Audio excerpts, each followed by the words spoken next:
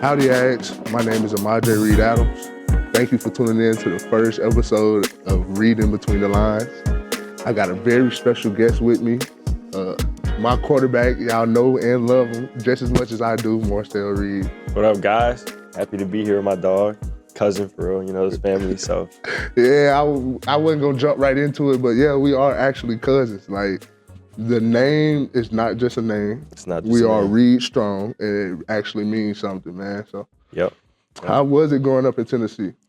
It was awesome. My dad was a coach, so, I always grew up around sports and, the atmosphere. So, and Nashville is a great city to live in. You can't really ask for better. It was awesome. I got put in, great places by my family. That's how they got me here. Yeah, I'm from Texas. You're from Tennessee, two different T's.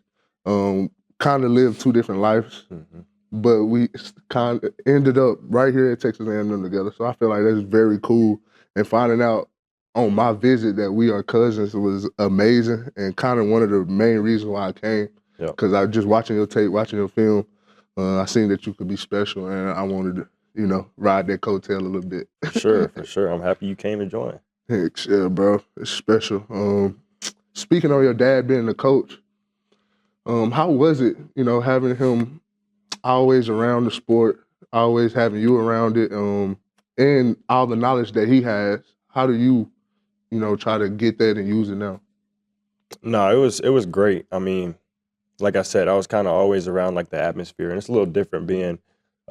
He coached at Tennessee State, which is at HBCU, and they're in FCS, so. The level of competition is a little different, but, just being around and seeing, how he coached people and, what football looked like, inside those white lines on the field, it was a little different. And, being able to watch that and grow, as a 6-year-old up until now, was amazing. And, he's helped me a lot. He's a defensive guy, and the guy can't stay away from football at all. He stopped coaching, I want to say my senior year of high school, but he was at every practice, only parent in the stands. And he had something to say after every time. I was so happy when I was able to start driving because I didn't have to ride back home with him and listen. But, yeah, no, it's awesome just having a dad that's a coach and can, mentor you and tell you all the right things, even though sometimes you don't want to listen. You hear it all and you understand it all. And you may not show that, you're taking it all in from him just because he says it so much. But, I really love that guy and thank him for everything he's told me and given me just because, the advice is, brought me to Texas A&M and made me the player I am right now. Yeah, I couldn't imagine having a dad as a coach because I know how impactful my coaches was growing up. So I know that's very intense because I done had some of those ride home with, somebody that's not my father. So I know how those get, bro. So I commend him for making you who you are today, bro. You're a great dude. So I appreciate you coming too. Yes, sir. So one of my best friends was a coach's son as well, Ben Miles, he's son of Les Miles, and he always wore it as a chip on his shoulder. Yeah. Do you kind of do the same? For sure, yeah. I definitely wear it as a chip on my shoulder. The dude gets on me about everything. You know what I mean? Like ever since I've grown up, he's got on me about school. He's harped on me about, being in the film room and studying and getting my teams right, being a leader, how I should be a leader, vocal or getting the guys to come through. Like he's told me all the time, as I've kind of grown in this role I have now, just telling me like, you gotta command these guys to, get on the field with you and throw with them. And if they don't show up, then you got to let them know they're not the ones going to be getting the ball. So, he just kind of is a coach outside of the coaches here. And a father at the same time. He knows when to dial it back, and he knows when it's time for him to, be a coach again. So it's awesome, having that around me at all times. And I also let him know as a son, I communicate to him when Dad, I understand you need to stop being such a coach right now, just be a dad, But no, I definitely get that. Ben was here. Ben was here with us. Yeah. And I know he was at Kansas too, right? Yeah, he was actually my roommate at Kansas. Your roommate? Yeah. His dad was our coach for a year and a half. One of my best friends. That's awesome. Great dude. Yeah. So where do you get your fashion, your swag on the field and off the field? Where do you get it from? Swag on the field.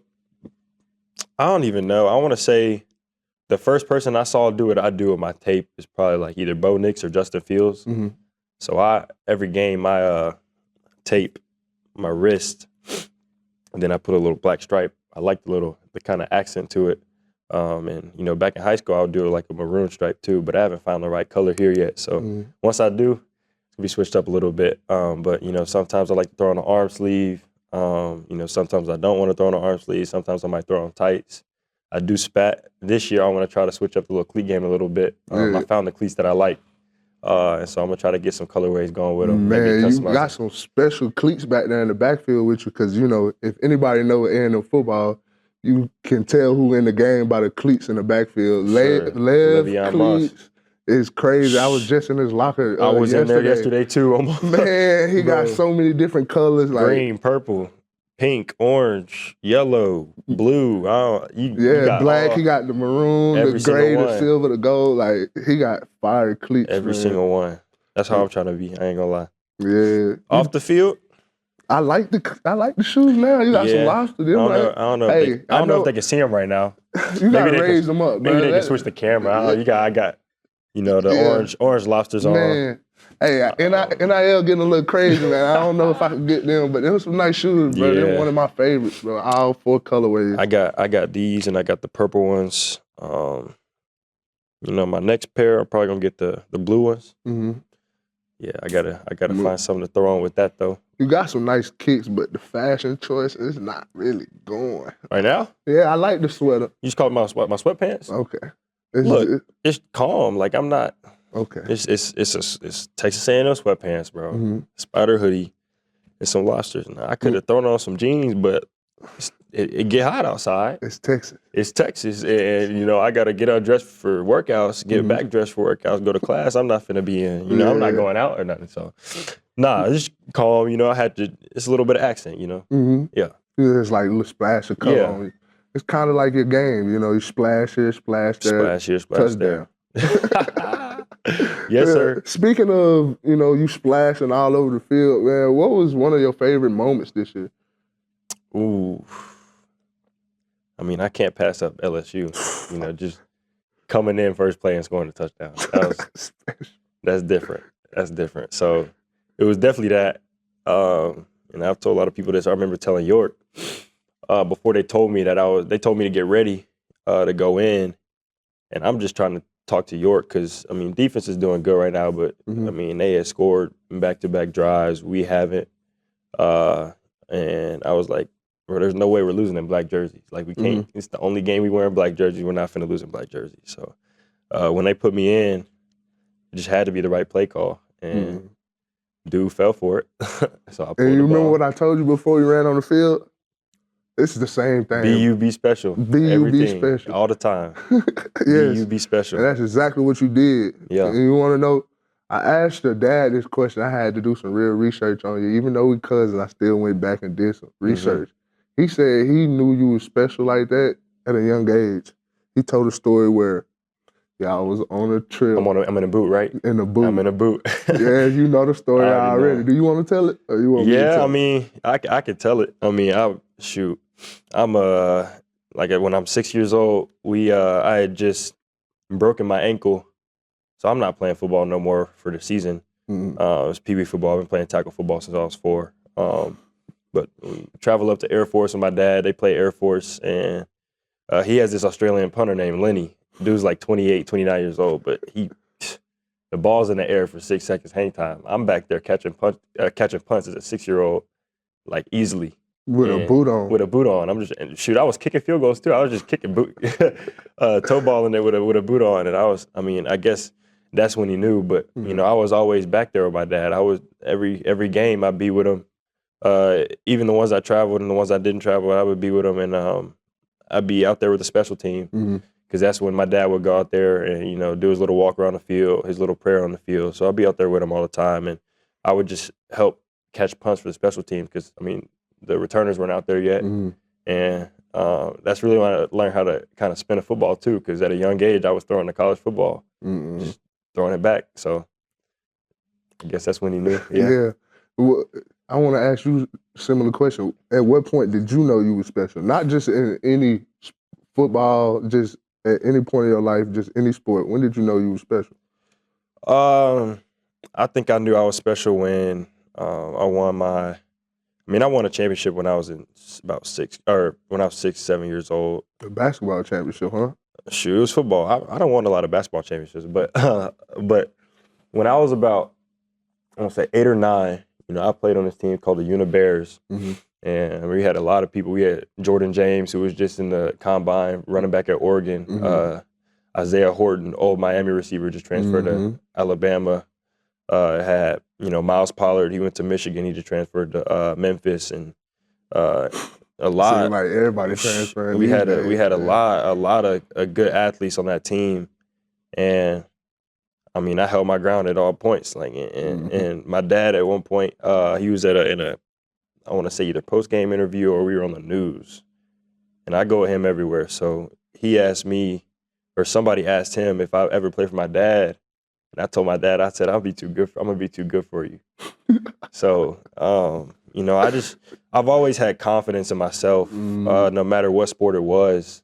And, for me, I don't get nervous just because I know what I can do and I know what I'm capable of and my skills, my talents. And if I do that to the best of my ability, nothing's gonna stop me. Yeah, and we see that too. Yeah. Like, you don't understand the type of confidence we get as an offensive line with you standing behind us. Just knowing that you are that confident and you know how to do what you do at the highest level. So, but let's talk about all the other sports though. They know you play football. They know you good. They know you're one of the best quarterbacks in the SEC.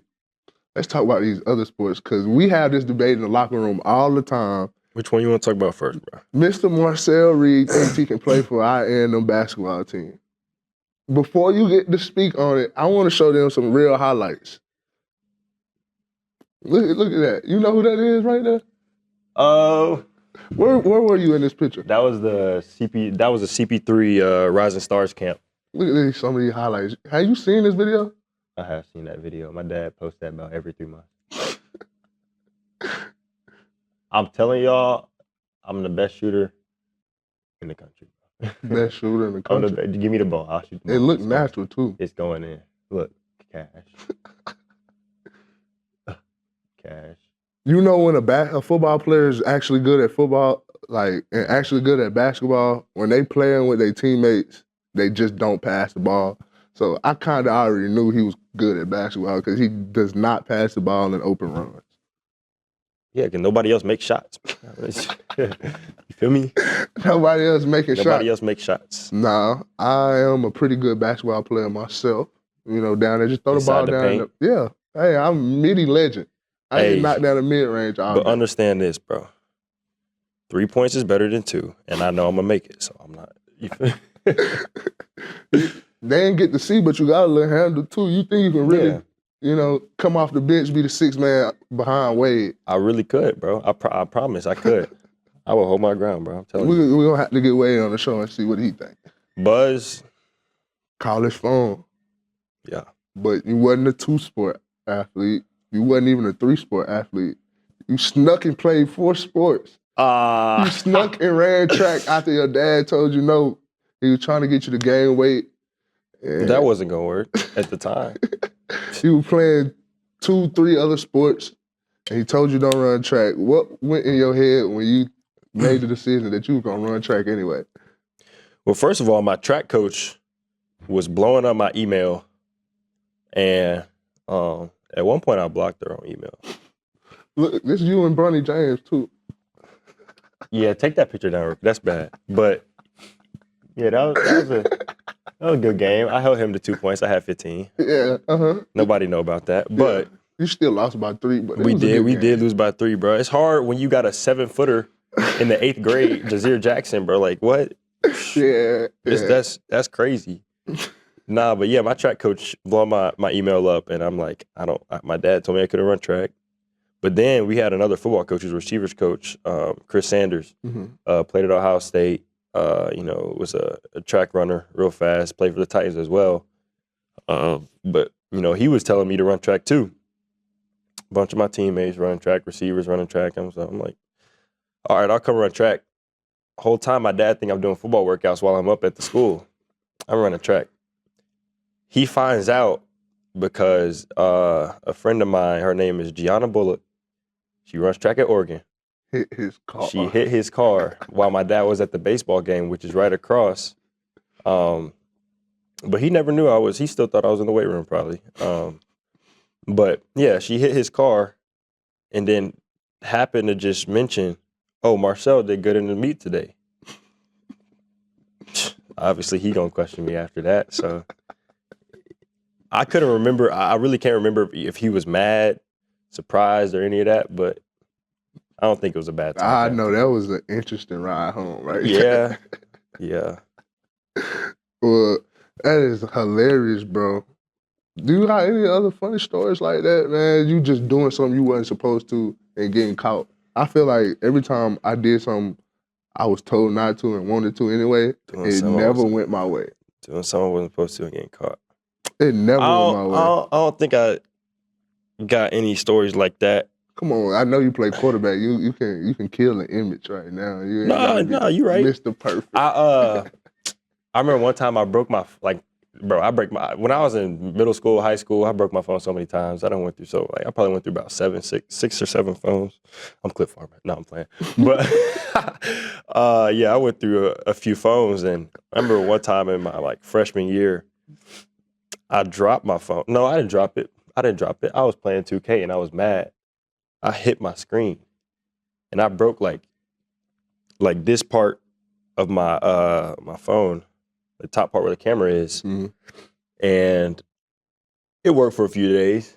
One time I was in school and I was using it, and you know how one of them old box TVs, how you turn it on and it turns on, and then when you turn it off, it just goes it goes black. Bro, I was on my phone and I started hearing something, and that thing just went black. I was like, yo, and everything still because you know how you can feel you can hear the when you tap and stuff, the ringer was still on. When I turned the phone on, it would still make the noise. I could hear everything. I couldn't see anything, I couldn't use my passcode or anything. So I went, this is right when we ended football season, and they give us a week before we can start playing basketball. So my team's already playing. I go to the game, but I'm not playing. And I had to explain to my mom that I broke my phone. It's like, Mom, actually, I didn't tell her. My friend told her. You got some of the worst friends ever. What? First, your friend hit your dad car, told him you run the track. Now, my friend told my mom, and my mom, you know how it went when a mom get mad, she starts saying stuff, but her mouth don't open. My mom was talking about something. I'm like, she made me give her the phone. I gave her the phone. And this is at halftime. I'm sitting on the bench for the game. She made me sit up here next to her for the rest of the game. I'm like, no. That is an embarrassing moment. It's bad. Man, yeah. Bad. Do you got any embarrassing or welcome to college football moments that you was just like, I can't believe this happened. This has never happened to me ever? Because I know for me, my first game, so if you don't know, I transferred from the University of Kansas. My first playing time was against Oklahoma in a blowout. And I run out on the field, I get lined up. They got one of the best defensive linemen in the draft. He's still out there playing. I don't even know why. Yeah. And we go on a false cadence. He jumped off sides and cleaned me like he did it on purpose. Yeah. And stood over me, tried to help me up. I slapped his hand, get up. I never got hit like that. He jumped off sides and put me right on my back, bro. I'll say my welcome to college moment was definitely in the bowl game, the first one against Oklahoma State. I threw a crossing route to Max Wright, but I didn't see the guy on the backside. I threw the ball. I'm facing this because he's coming this way. Mm-hmm. So I throw it, and the dude just ear-holed me. And I hit the back of my head on the ground. I didn't think I had a concussion, but it was a ringer, for real. Oh, shoot, my head was... I was like, oh. This is and then all the lights got brighter in the stadium. I'm like, ooh, all right. It's a little intense here. So then I had to start getting out the way a little bit. That's when I scored my first touchdown, rushing touchdown at least. Yeah. Ran. You probably running fast right there and didn't want to get hit no more. Oh, yeah. No, I'm, shoot, if you see me running regular, just running regular, I might look slow, but when people chasing me, it's something called a fear 40. And if you ever ran from dogs in your life, you will understand what a fear 40 is. You running for your life. You get faster. It's adrenaline, everything. So, yeah, when people are chasing me, I'm gone. Like, nobody gonna catch me. Yeah. Don't let me get out front. Don't get out front. Huh? Yeah. We could tell, bro. We've seen a lot this year. And you dealt with a lot of adversity throughout the season, you know, coming in when Connor was hurt, playing as well as you did. Connor come back, first game, he played extremely well. Like, we blow out Missouri, and he gets hurt again, and we go to LSU, and we have to make a in-game adjustment. Like, how did you deal with that adversity? Like, what was going through your head throughout that whole year? Because, in my opinion, you handled that better than I've seen other quarterbacks handle that same situation. Yeah, well, I mean, I understand that I'm still young in this process. You know, I got 3 years of eligibility left, so I got time to show my production. But in the midst of it all, you know, Coach Klein really kept everybody in the room grounded. And, you know, as soon as he came in, it was kind of ground zero for everybody. You know, in the back of my head, I always kind of knew Connor was going to be the starter just because, you know, he was the guy earlier. And, you know, I'm working, you know, to get my name out there and to solidify a spot for myself as well. But, yeah, Coach Klein preaches to us all the time that it's going to take all of us. No matter how it happened, you know, when Connor goes down, I go in. Once he comes back, he's back in. And then they make a switch. You know, I was always going to be ready for my name to be called. And I know he would do the same, and I know Jalen would do the same. So, you know, it really didn't bother me much just because, you know, we're winning games. You know, as long as we're winning, as long as my team's winning, you know, I'm satisfied. And, you know, there's things that go into it. You know, if things go wrong, you know, that's what the portal's for. You know, not a lot of people ever want to use the portal. And that's how I feel. Not this day and age, but I'm glad you feel like how that. I feel is, you know, I don't ever want to use the portal until I have to. So, you know, I'm just, you know, respecting the game and respecting the coaches and their decisions, because I know they try at least to make the right decisions that are, you know, for the team's success. So, you know, like I said, we were winning at the time, and you know, we're still producing. You know, I'm gonna be ready. You know, no matter what. And you did that very well, and I appreciate how all three of you guys in the quarterback room were like y'all own little clique. Y'all had y'all own relationship, and it was cool to see, because knowing like everybody in the team had different picks on who we thought was gonna be the quarterback, but y'all didn't even pay attention to that. I know the world had their picks on who they wanted to be quarterback, and y'all blocked that out and had a great season. So we definitely needed that for both of y'all this year. We appreciate Connor for all he done for us. Sure. And definitely appreciate you, and know your future will be very exciting. Sure. Yep. This is the first episode of Read in Between the Lines, and something that I want to do for every one of my guests is ask them, you know, how are you mentally, you know, physically and emotionally right now? You know, we are going through a lot, revenue sharing, we trying to get contracts, you know, competitive agilities, plus school and family. And how are you doing, bro? I'm doing pretty well. You know, physically trying to put on some pounds, obviously, you know, going through the you know, competitive agility. We just finished our last day. That boy almost 190. Almost 190. Watch out, FCC. Yeah, watch out. I'm finna be lowering that. No, I'm not gonna be lowering that. No, he's still sliding running out of bounds. Yes, we sir. got a long 16 games. 16 games, January 5th, we in Miami, baby. Yes, sir. I've been great physically. You know, just trying to progress, and emotionally, been pretty good. You know, staying in touch with the family, and making sure, you know, everybody on this team's good. You know, just kind of new people easing their way into the system, understanding everything, and going through the off season. What was the other one?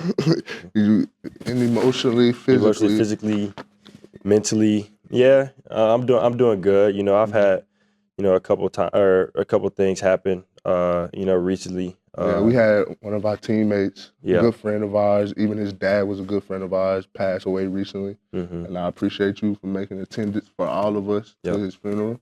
I know T. White we have you in our prayers, bro, and we love you and love your family. Shout out all the specialists too that made it as well. Yeah, definitely. But yeah, you know, I won't talk about it too much. But you know, I've had a turning point in my life, and I'm trying to build my relationship with God right now, just come closer, because I know that's going to be an important thing for me going forward in my life in the future. And you know, I'm trying to be a follower of Him and trying to bring a lot of people along with me. Recently, I started going to a church called Declaration, which is in Bryan, College Station, and I brought Theo and Mike O'Reilly, who's a new tight end from Auburn, with me. And we sat down with some of the equipment managers. You know, they invited us and saved seats for us. So trying to make it there every Sunday when I can, just because, you know, I haven't been ever since I was home. I mean, I go to church at home, but, you know, never really found a place I was comfortable with here. And now I did. And now I did. So I'm really excited for that. And, you know, just turning my life around for the better. Yeah, definitely. I found myself to be on that same journey recently. I had to go through a few things back in Kansas that I had to overcome, and God was a great help. You know, He led me throughout. So I'm very glad that you're doing the same thing, bro. It's going to definitely improve every aspect in your life. And I definitely got to come join, bro. Let's come do it. join. Come on to the service, man. God is good. They're very welcome in there. Yeah. That's amazing. Now, Aggies, I appreciate you for tuning in to the first episode of Reading Between the Lines. This was a very unique and awesome platform for athletes, by athletes, for us to just conversate no matter what sport we play and just show each other love, you know, have a regular conversation, laugh and joke, and be comfortable. This is something that college athletes really ain't doing right now, and we're doing it first for our Aggie fans. So appreciate y'all.